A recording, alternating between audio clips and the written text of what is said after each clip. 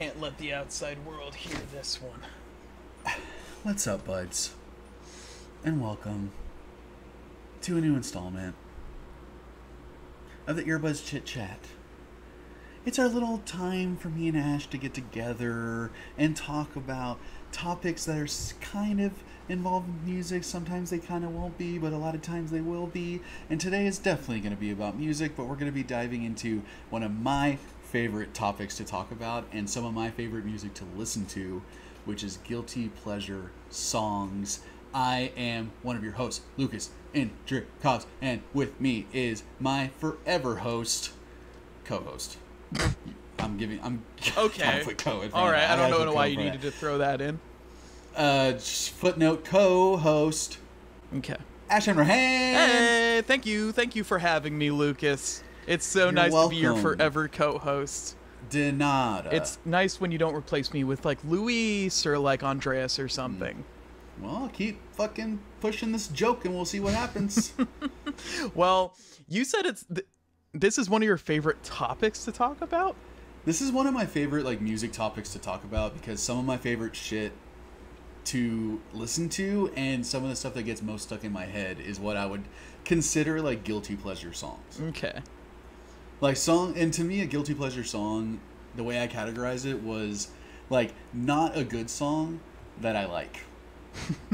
Or yes, so like right. what I think a lot of people would be like, oh my god, dude, that song is terrible, and I'm like, I'm sorry, I fucking love it. Yeah, I was kind of on the same basis with this. It was songs that are kind of hard for me to defend and that I feel like kind of shameful of listening to.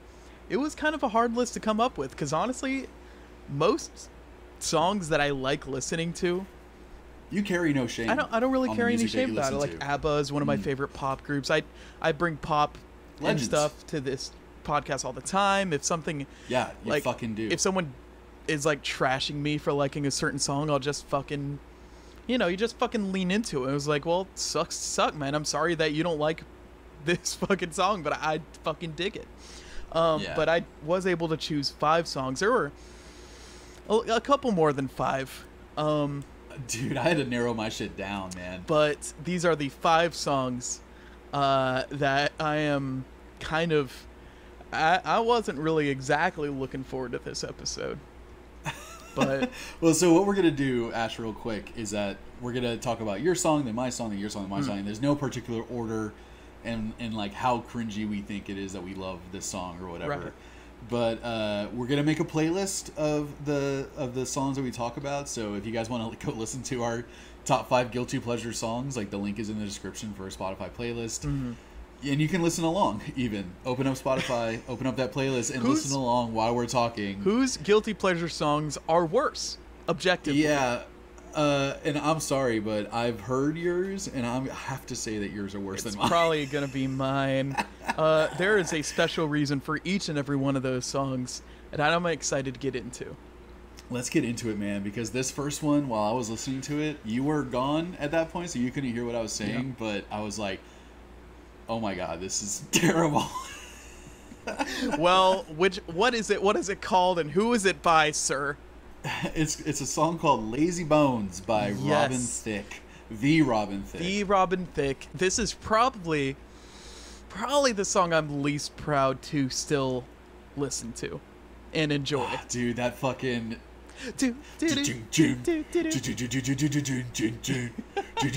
like all of a sudden they go like fucking new metal in the chorus and you're like, what are you doing? The future, I don't even do a thing. Yeah. He cursed. Dude, I like it though. It sucks because it's Robin Thicke, and Robin Thicke is just kind of a trash garbage person. Apparently he's problematic. Allegedly he's problematic. But I assume this is back in the young days when he was just starting off. He sounds extremely young, absolutely nothing like he does now. And he sounds super young. It's honestly, it's kind of just a catchy, boppy pop song. It's taking a lot from like 90s R&B vibe and also like, I guess you could say their 50s or 60s kind of pop music as well. That yeah, a little bit. Like it's very. It's like it's very bubblegum. Maybe 70s soul. I don't know. Is that Motown? I don't know. It's very No bubblegummy, anymore. very cotton candy rainbow pop. And But then he gets into his little like Michael Jackson try to be in that pre-chorus. I try to do and like it's I've unfortunately also kind of cling to these lyrics as well, and I like kind of relate to them. Like I'm kind of into okay. it. Hey man, that's what this is about. That's dude. what this is all about, baby. I don't know if someone would say this is objectively just a really good pop song, but to me this is a great definition of guilty pleasure song. I'm glad I could start it off right for you. But Yeah. let's get into your first song, which I think is fucking killer. Yeah, you were saying that you didn't agree that it was a guilty pleasure song, that it's actually a great pop song, but I feel super guilty about liking this song, and it might just be a personal thing, but it is Believe by Cher, and I think after love, love, feel bang, something bang, bang, inside bang. myself. I really don't think it's strong enough. Dude, it's Dude, so so good. fucking good. So good. But Like, I can see why this landed on the list. I think it's so much because it brought in. I honestly feel like this is one of the first pop songs, like when I was growing up, that brought in that super Euro like vibe to it. And one of the first ones that I ever heard auto-tune used in this way too. Really? So like even when I was a kid, when this came out, I was listening to Korn and Deftones and Slipknot and Limp Bizkit. And so this fit right in. This was one of those pop songs that like transcended genres to me in terms of like, it transcended, like if you were, I bet there's metalheads that back then I would have called myself like a metalhead for what I was listening to, Pantera and shit, that I think love this song too. But it's such a cheesy song. It's an extremely cheesy song. The beat alone. She also, what's the other Cher song? That's like she has a few. She has a few good ones. Whatever. Yeah. Yeah, but oh man, it's like the auto tune is just so like stupid sounding at times, and I love it, but it is so catchy, and I do believe she even does her classic Cher shit that she'll like cut off the end of words, like during the chorus, like where she's like, oh, what's the line, like, and she's like, I feel something inside myself, and she does that like self thing that I'm just like, that's so like classic Cher. Yep. Fucking love this song, dude. I love this song too, man. Honestly, not a good way to start off your list. All right, well, you disagree with that, but I would say that your next song has kind of a weird like musical feel to it. I forgot what order I've sent you these songs in. Oh yeah, so it's Always Summertime by... Yeah. This is more attributed to who wrote the song. I don't know if you've heard of Shmoyoho. No, I've never heard this song until today. Well, they don't really write original music a lot. This was written by the Gregory brothers, otherwise known as Shmoyoho, which created the hit, long, ongoing series Auto-Tune the News. Okay. Do you know what that is? No. You're a fucking old head. That's why. All of this should have sounded like... Basically they made an entire series. How they got popular is they auto-tune news clips and make a song around it. But they released 2 original songs out of nowhere, both of which I love. This was kind of... And this is one? This is kind of the harder one to defend, in my opinion. It's very cutesy. It's very cutesy. It's very like... kind of girl and cafe with guitar and like it sounds like a girl that's kind of like just moved to the big city, and she's like walking down the streets and like picking up newspapers and whatever shit the start from my toes and a crinkle my nose, whatever that person was on is like what this is very person similar. Is on. Yeah, very similar. But there, like I said, it has because of that kind of elevated level of like cutesiness throughout the whole song, it does sound like something from a musical to me. Yeah, and it's endearing to me. I thought it was fun. It is. It's cute. It's very catchy. In life we find and it's just that constant like Yeah. kind of rhythm. But and it's like... it is all very kind of like dancey, sing-songy. This would be a very hard song to get someone who knows Shmoyoho auto-tune the news to get kind of like give a chance, I think. Which is why it's on here. Interesting. Well, I would definitely categorize this as guilty pleasure music, even though it's cute and good.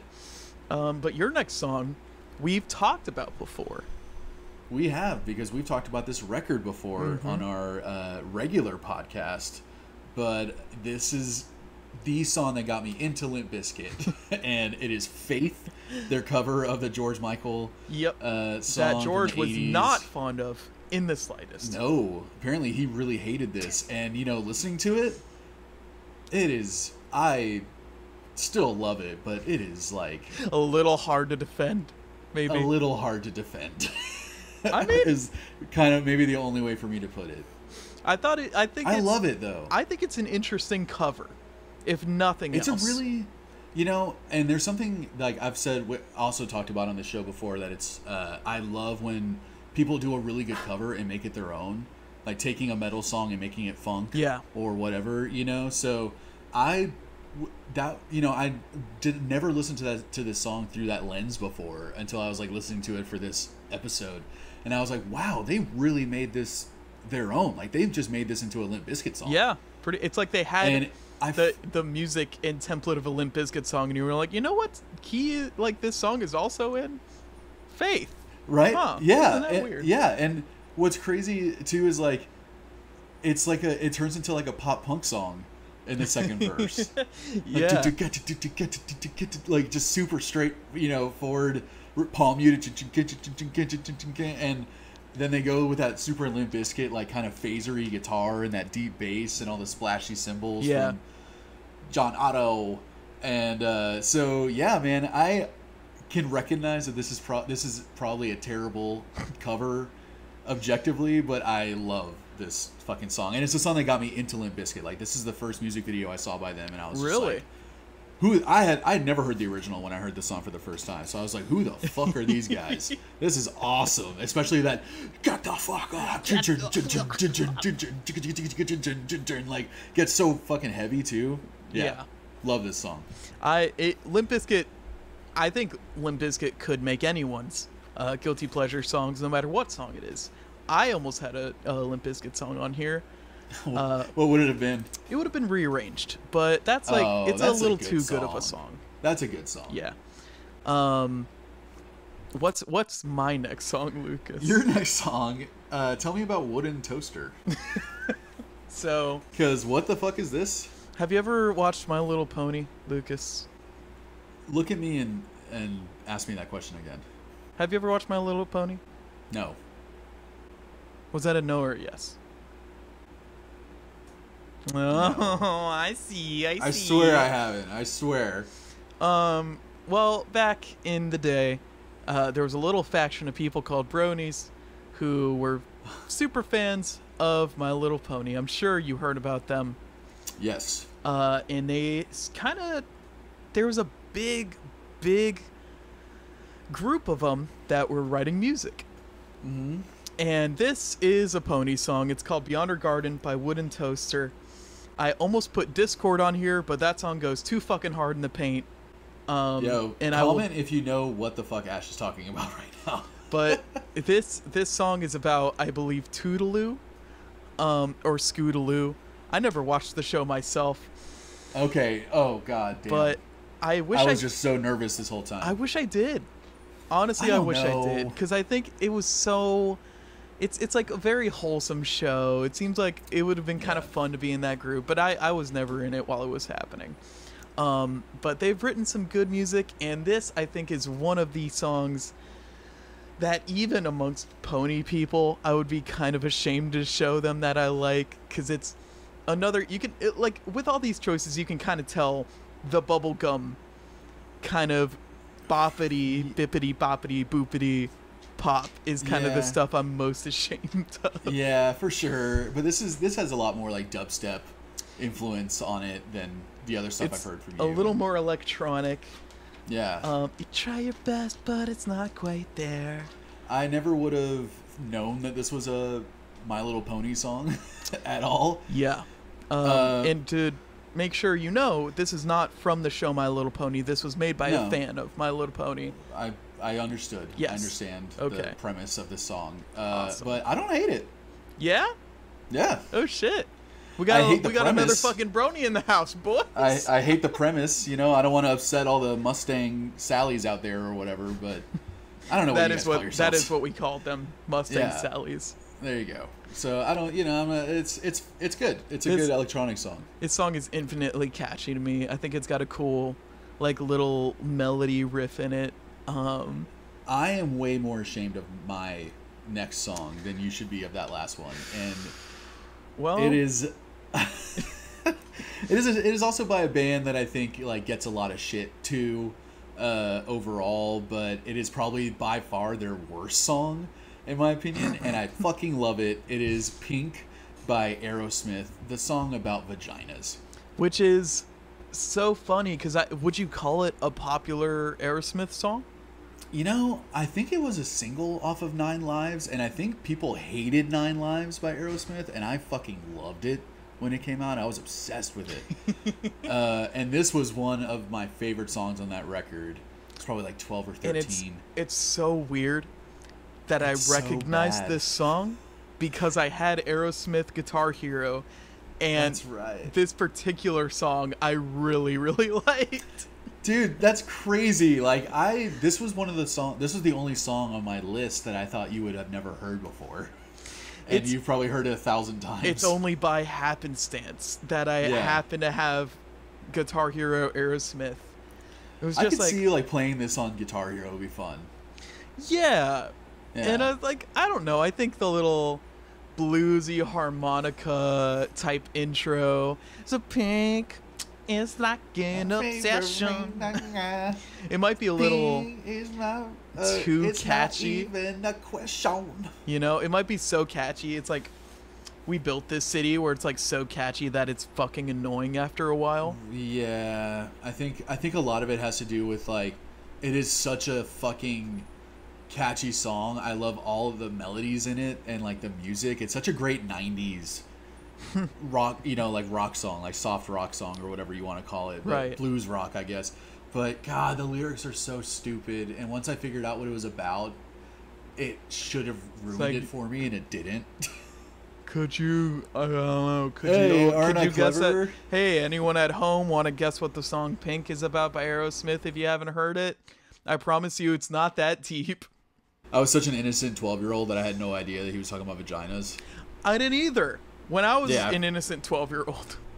Yeah, I mean, and that to me that excuses that song for me as a guilty pleasure song. It also is very nostalgic for me. Dude, your next song though, which we won't get into yet, is going to be pretty hard to defend. I will say. I agree. But before that, let's talk about your next guilty pleasure song, which I don't think I've ever heard this song actually, but it is from a underground, no-name band, Stone Sour, called Through Glass. Tell me about this track, because I've never really heard it. This particular spot in the list had a lot of contenders, mainly from bands like Creed, Stained, and like 4 songs by Disturbed. I will defend my love for Creed until the day I die, god damn it. And you will die for that reason alone. It is slowly killing me. My love for Creed. It kind of made me sad how many Disturbed songs I really liked when I was going through their discography. Yes. But this band, this song took the cake because Corey Taylor, if you don't know, is the singer of this band, Stone Sour. And God, that guy is the fucking worst. He really is.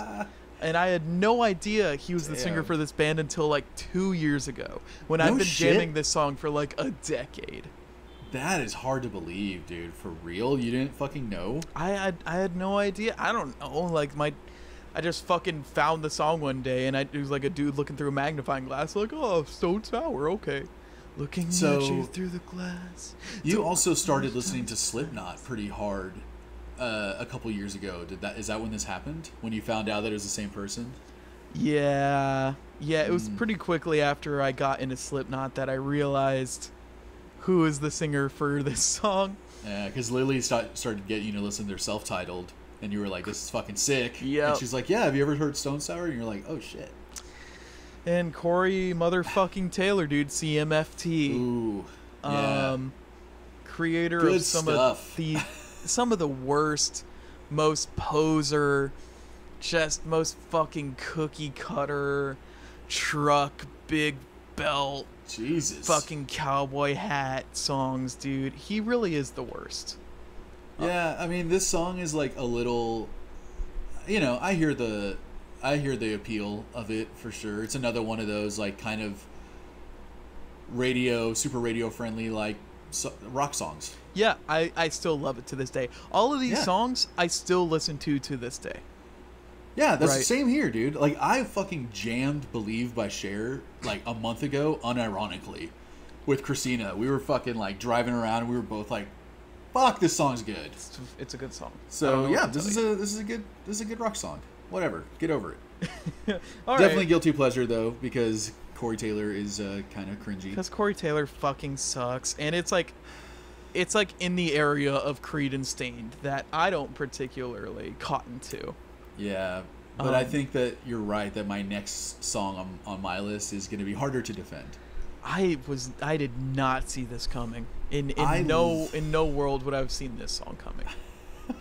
It's called "Look What You Made Me Do" by Taylor Swift. Look what you made me do. Look what you made me do. Look what you just made me do. Look what you just you're made looking me for do. the old Taylor? She can't come to the phone right now. Why? She's dead. She's dead. It's like dude. so edgy. Oh, I don't like your perfect crime. Dude, it's so like it's kind of cringy because it's one of those like empowering herself songs, and it's like kind of just doesn't land in that way at all. It's just so like, the thing is particularly with Taylor Swift, she's conformed to so many different like genres and moods to try to be as popular as possible. Everything else I've heard by her, I just can't get into. I just don't like it. And when this song came out and everyone was like, I hate this song, what is Taylor Swift doing? Like all her diehards or whatever, I heard that there was like a major backlash. And I was like, I'm going to check this out. And I fucking love it. It's kind of got a dark, moody tone to it, but to me it just rings hollow. Like, it doesn't feel real at all. Apparently people like the album Red. I still have to listen to it. She did something interesting where she re-recorded that entire album without like the label behind her, like so she could have like her masters or whatever. Yeah. But yeah, I think it is objectively like you can listen to it and you know it's kind of phony. But I love the chorus so much, and I love the weird sexiness that she put into it. Look what you just made me do. Look what you made me do. And like the look what you made me do. Yeah, the whole time it's got this kind of like a Disturbia vibe a little bit. Yeah, yes, dark very tones, sexy, dark, very bassy, heavy, very like hushed, like whisper in your ear vocal delivery. But I thought a lot of it like was that chorus like was a mix of Madonna and like Peaches to me, and I love it, and but absolutely recognize that this song is just like not a great song, and I fucking love it. I can't stand this song. Well, it's like I think it's the first song that I'm not giving you like any leeway on. Yeah, everyone I've talked to about this song has said the exact same thing. I haven't found one other person that likes this song. Someone back me up, man. Someone back me up on Look What You Made Me Do. No please. one back him up. God, fuck you. No one back him up on this. You, Ash. He doesn't deserve it. Oh, god damn it. All right, well, I've never heard your next song before, and I'm listening to it for the first time ever in my entire life right now. Yeah. This is a song by a band called Steam Powered Giraffe. It's called Honeybee. And the thing with this song, Lucas, is that there's a large... What's wrong with it? It sounds great so far.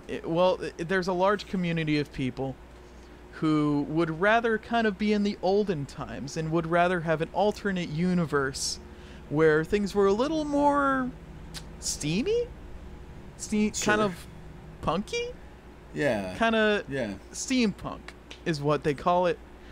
That's clever. And this is an extremely steampunk band. Okay, so this is like a Mumford & Sons kind of thing? Absolutely not. You've completely not gotten it. Like a Lumineers type of situation? Nope. Not. Oh, nope. because I think about those people as like the Depression era bands. I mean, they're folky. This is more like kind of 40s, modern 40s music, you know? Okay. And this song especially kind of has a very barbershop quartet feel about it. Mm-hmm. You hear with those harmonies. People. So why is this guilty pleasure though? I don't hear it. To me, this just sounds like a really pretty, quiet folk song. I think it is a very pretty song. It's just that, like, I'm not a big fan of... Whoa. Whoa. The liberals are trying to censor me. It's just, like, steampunk as a whole is kind of a zhuzhy genre to me. Like, an entire community of people who, like, idolize and wish for... like the 40s and the 30s and the 20s to come back. All the twisty mustaches and it's like those like flat straw hats. A little zhuzhy to me. And yeah, for this sure. Is I like, get it. I can't show this band to anyone because they're all dressed like animatronics and they all act like animatronics, and it's like the most cheesy gimmick. I have to see this. Oh, did you? You haven't even seen them. I haven't even seen what they look like. I'm just listening to the music. But I like this music, man. But yeah, it's a nice, pretty song. A lot of good harmonies. Really it's pretty. sweet.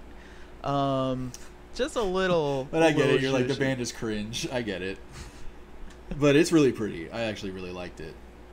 But what's my next one, dude? Because this, I think, just... Dude, I can't... This could be argued whether this is a fucking fantastic pop song or one of the worst ever written. One of the best or one of the worst, honestly. I think it could be either one. What is it?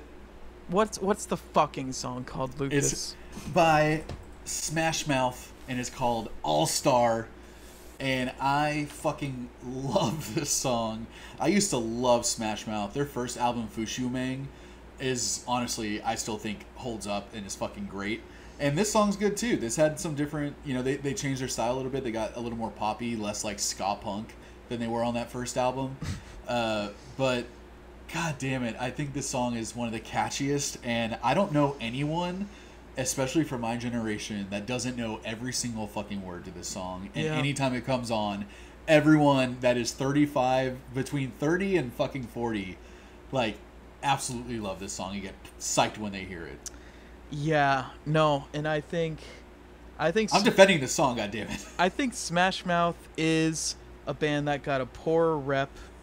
I think they got some good shit. Walking on the Sun is good. Pacific song. Coast Party is a song I like a lot. I don't know that one. I think this song is a good pop song, but as a little counterpoint, I'm fucking sick of hearing this song. Holy fucking shit! I am fucking livid every time I hear this song. People might not know right now is that Ash works in retail, and has for a while. In one way, shape, or form. Dude, it's not even that. You didn't have to bear through the fucking Shrekkening that is still happening. Yes, I did. I lived through the Shrekkening. I lived through fucking... Did you? Yeah. Did you? Yeah. Did you? Yeah. Did you? Yeah. Did you? Yeah. Look what you made me to that do. shit. What you made me do. Look what you just made me do. No, you didn't. Not like I did. I was in the fucking trenches, okay? You have Shrek shock? I have Shrek shock. I'm covered in fucking swamp mud. Post-traumatic Shrek disorder. The worst part is that all throughout high school, I was making the Shrek jokes, and so everyone you were making the memes. You were deep frying fucking Shrek memes like it was nothing. And so everyone that I've ever met in high school still thinks of me as the fucking Shrek kid. Oh, were you the fucking Shrek kid? I was kind of the fucking Shrek kid. And it's wow. been like 10 years. It's been longer. And it's just so fucking old. I don't know if you ever. I don't know if you ever escaped that. I can't fucking stand Shrek. I actually fucking hate it now. Whoa. I actually can't fucking stand it. And this song, you were like, were you like those fucking Invader Zim kids, but for Shrek? A little bit, and I'm not proud of it, but it's happened. It's kind of when you have a goth phase, like you don't really outlive, you can never put that away. But it's like, there's no way you can listen to this song and not associate it with Shrek at this point, I feel. Yeah. Which I'm fine with. I can't do it. I can't do it. The amount of you times did it to yourself, man. The amount of times I hear it at the fucking grocery store. Yeah. The amount of times I've heard it in fucking unfunny old ass memes that are still going in 2022.